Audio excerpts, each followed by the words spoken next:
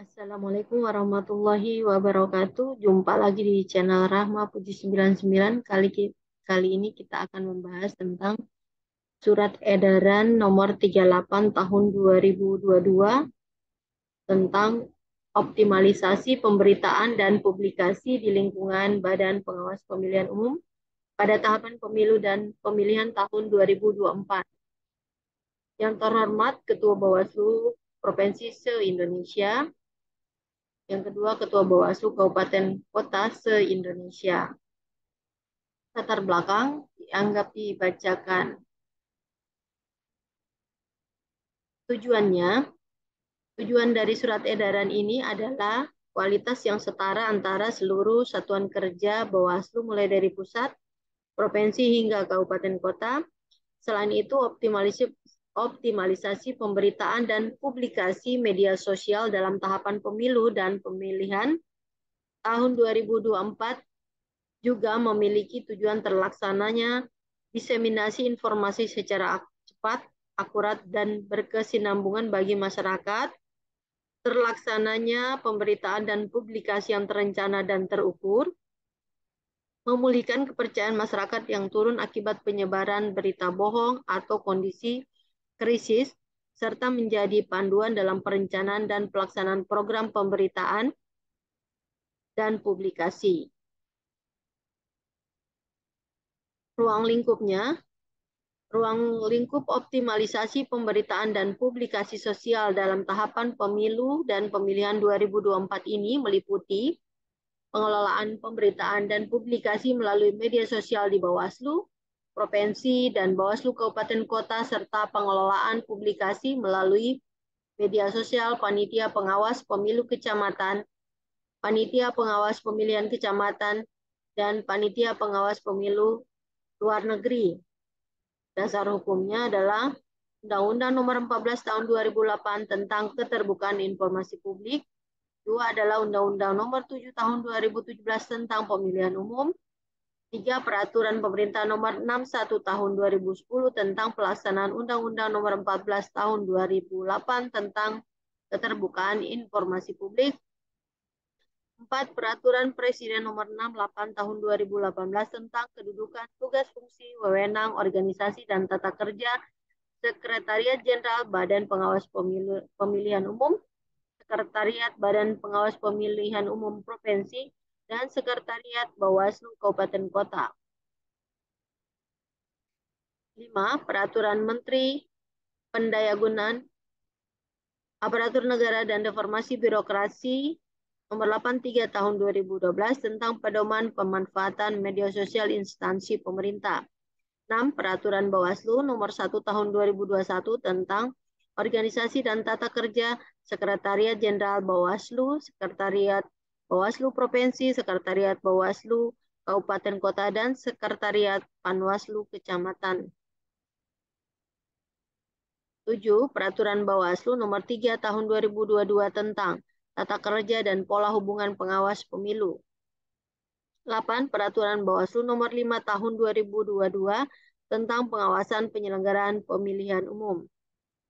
Isi edaran dalam rangka optimalisasi pemberitaan dan publikasi media sosial serta perencanaan dan program pemberitaan dan publikasi dalam tahapan pemilu dan pemilihan tahun 2024 disampaikan hal-hal sebagai berikut. 1. Pengelolaan media sosial.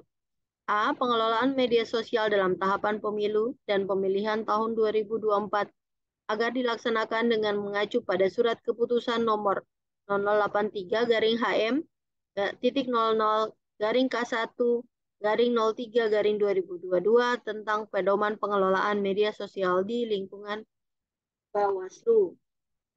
B. Meningkatkan produktivitas dan kreativitas dalam memproduksi konten media sosial dengan memprioritaskan pembuatan konten yang bersifat edukasi terkait tugas dan fungsi, layanan dan program Bawaslu, serta hal-hal lain terkait Bawaslu dan kepemiluan pada pemilu dan pemilihan tahun 2024. C. Meningkatkan produksi konten edukasi, video pendek, format Reels, paling sedikit 1 kali dalam 1 pekan, agar penyebaran pesan dan keterlibatan khalayak makin efektif.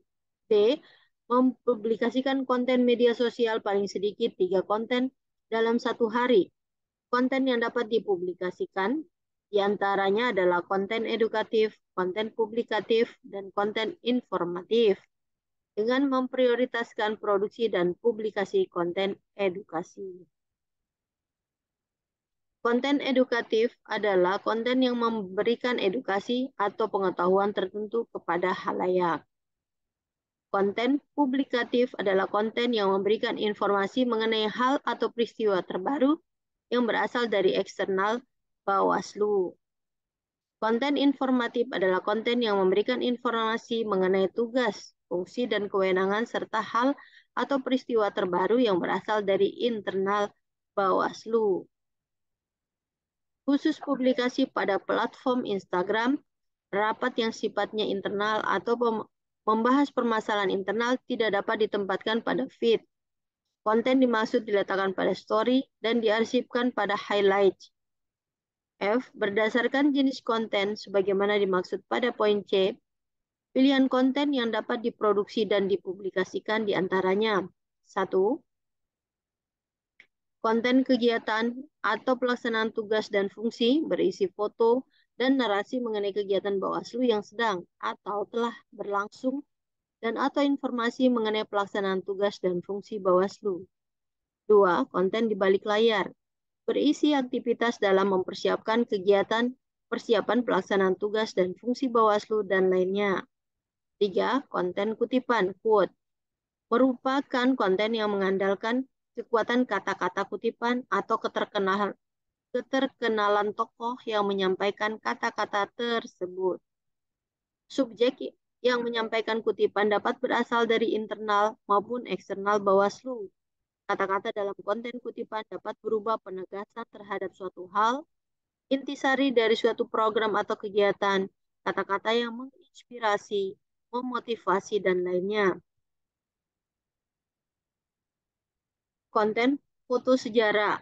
Konten ini berisi penyampaian foto yang penyebarannya disesuaikan dengan tanggal penting yang terjadi atau momen sama yang terjadi pada masa lampau dan terhadap isu aktual yang dapat dikaitkan dengan foto sejarah. Konten foto humanis. Konten ini berisi penyampaian foto dalam keseharian pelaksanaan tugas dan fungsi Bawaslu dalam kondisi yang sealami mungkin. Foto humanis tidak hanya dapat mengambil pengawas pemilu sebagai objeknya, namun juga keseharian pengawasan pemilu, reaksi, maupun tindakan spontan dalam menghadapi situasi tertentu. 6.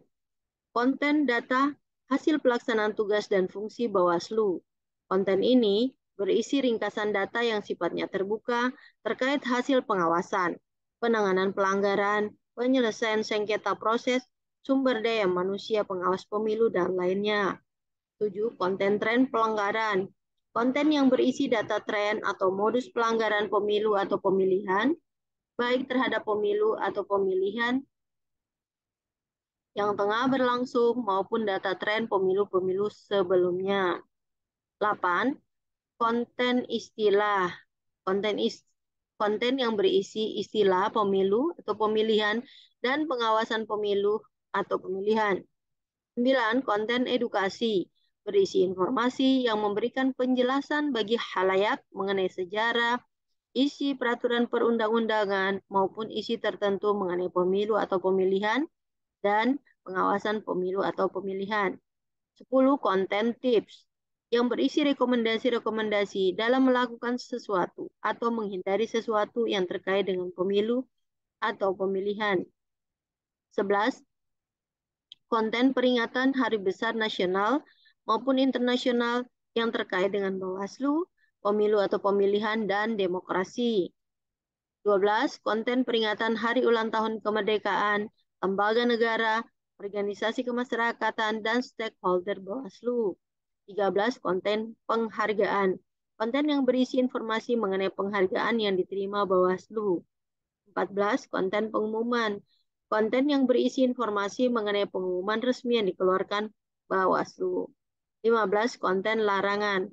konten yang berisi informasi mengenai larangan dan sanksi dalam tahapan atau tindakan tertentu. 16.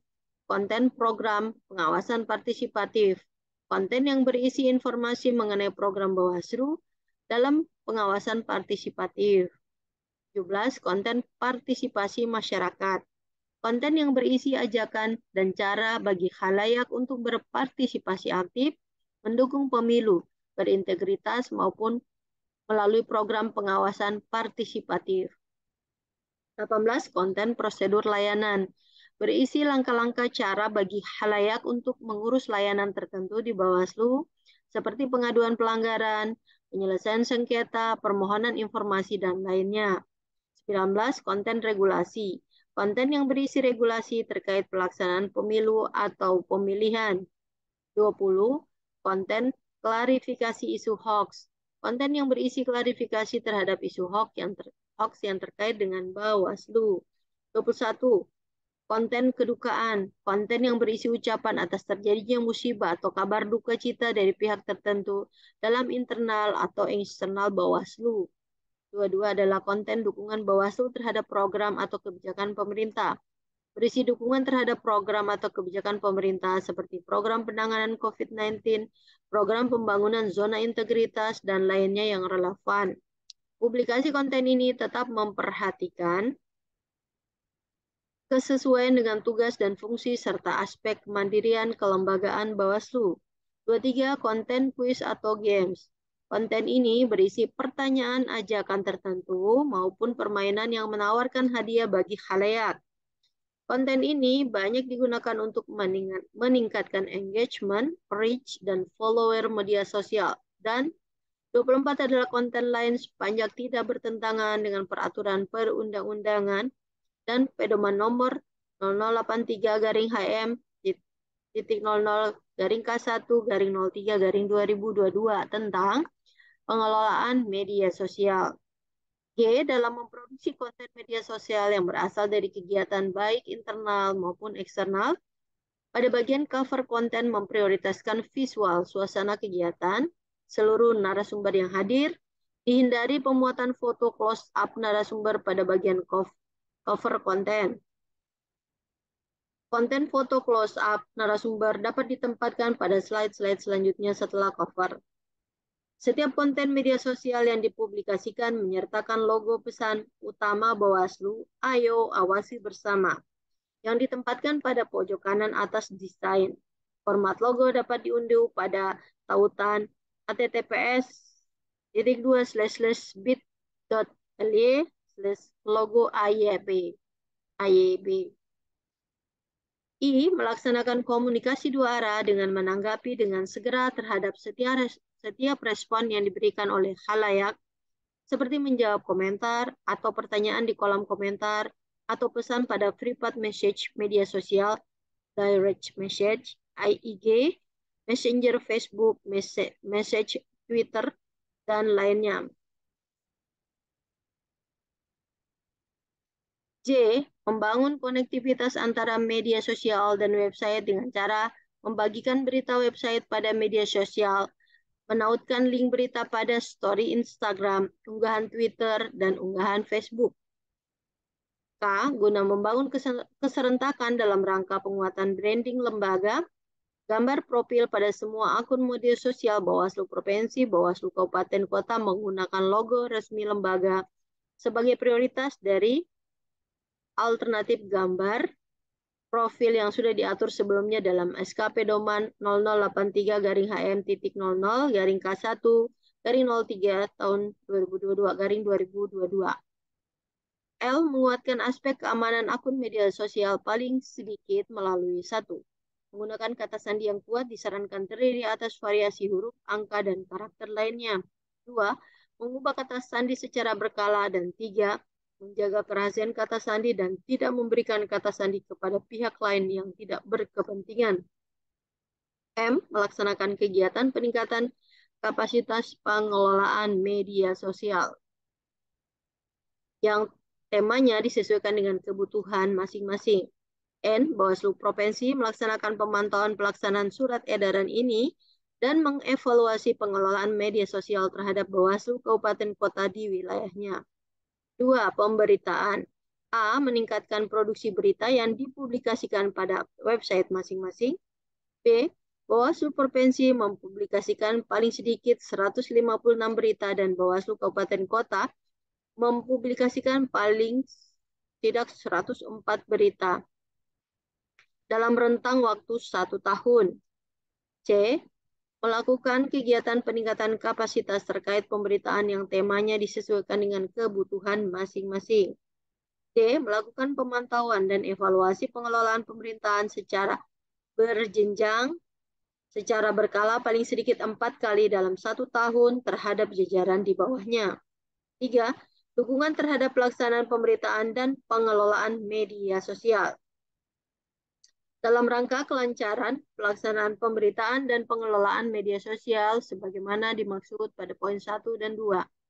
Sekretariat Bawaslu Provinsi dan Bawaslu Kabupaten Kota agar memperhatikan 1. Jumlah sumber daya manusia pengelola media sosial dan pemberitaan. 2. Sarana dan prasarana. Dan yang ketiga adalah ketersediaan dukungan anggaran. 4. Ketentuan sebagaimana tercantum pada poin E1. Surat edaran ini berlaku juga bagi panitia pengawas pemilu kecamatan, panitia pengawas pemilihan kecamatan, dan panitia pengawas pemilu luar negeri. Penutup. Demikian surat edaran ini disampaikan untuk dilaksanakan, ditetapkan di Jakarta pada tanggal 28 Desember 2022, Ketua Rahmat Bagja. Demikian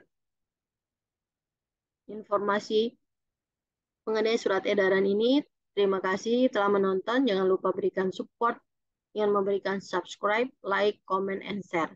Terima kasih. Assalamualaikum warahmatullahi wabarakatuh.